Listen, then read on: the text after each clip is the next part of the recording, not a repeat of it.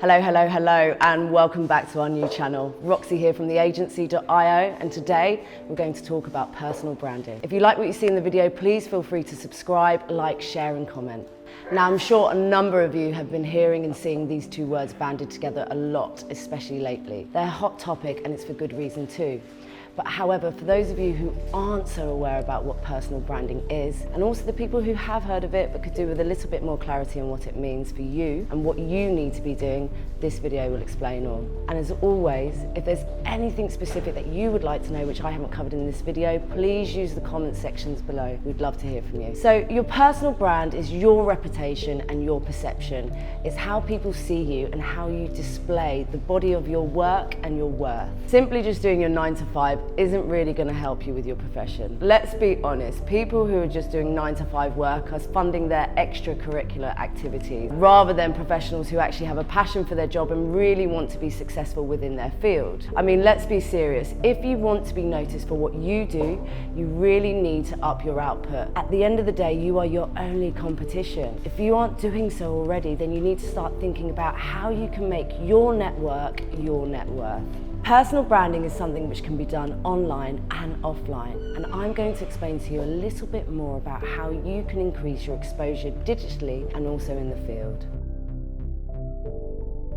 Let's start with digitally creating your showcase. Firstly, you need to think about exactly who you are, what you are known for, and also what you want to be known for. Then you need to think about the social and communication platforms which best suit you and what you offer. Now, each platform has a specific or a dominant audience and offers features and tools in order to really expose your talent. There is a place for every platform and they can all feed into each other, but realistically, you need to identify which ones are going to be the most relevant for you, and those are the ones that you need to be focusing on. Once you understand the audience of each platform and have decided which one works best for you, I recommend putting them into 2 groups. So communication is where you want to share your voice and open discussions with your target audience, your competitors, and also other specialists within your field. And then you have content, and content is where you display your work via images and via video posts. Ideally, you need to think about having 2 or 3 primary platforms and then also a couple of secondary platforms. And then identify which ones are going to display your content and which ones you're going to use for your communication. Now, communication really helps you build a solid network, and content is more distribution of your work. I get asked a lot about content versus communication, and to be honest with you, there's no black and white answer. It's simply down to your niche, your industry, and your target audience. This is really where you need to do your own research and work out what's best for you.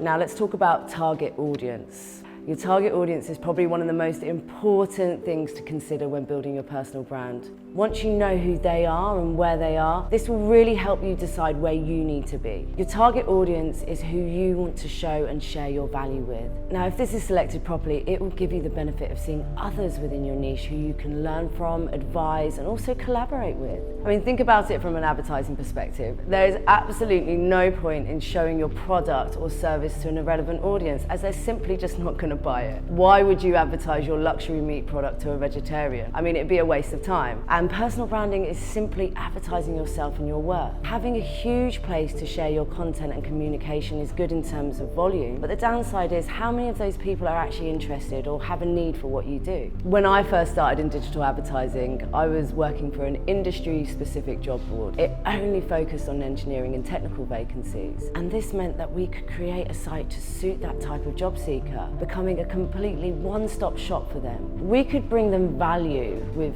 relevant industry news, live Q&As with recruiters and decision makers within the business, and also personalised events just for them. The board was an absolute success. It cut down job searching time for users, and recruiters totally benefited as they weren't having to sift through thousands of irrelevant CVs. They could fill their positions a lot faster, saving them time and money. In terms of numbers, it was no way as big as the other generalist job boards, but it was better as it was right for the audience. And it's exactly the same for personal branding and where to be present, which is relevant to you. You know, think about your audience, research where they are, and this will tell you where you need to be too.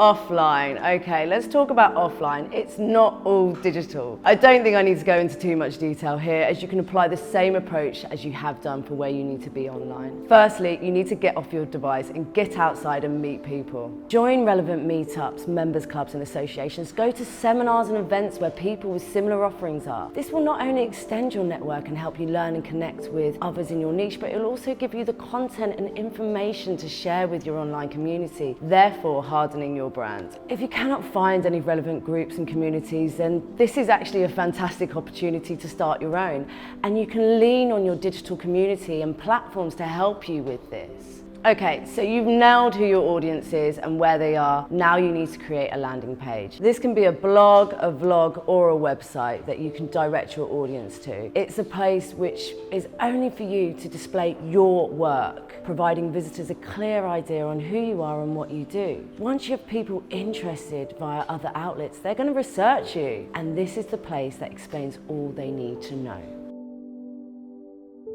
Okay, so voice. This is something that you need to think about, but please do not think about it for too long. Procrastination is the worst, and it happens a lot at this stage. So many people are too scared or too wary, but please be aware of this and don't let that be one of you. Just be honest and remember who you're reaching out to. Think about the message that you would like to portray and imagine the results you want to feel. Feel free to test the water and also gauge the response. The reason why influencers took social media by storm is because they spend time talking to their fans, and we can learn from the influencers' approach, but maybe with a bit more of a holistic mindset.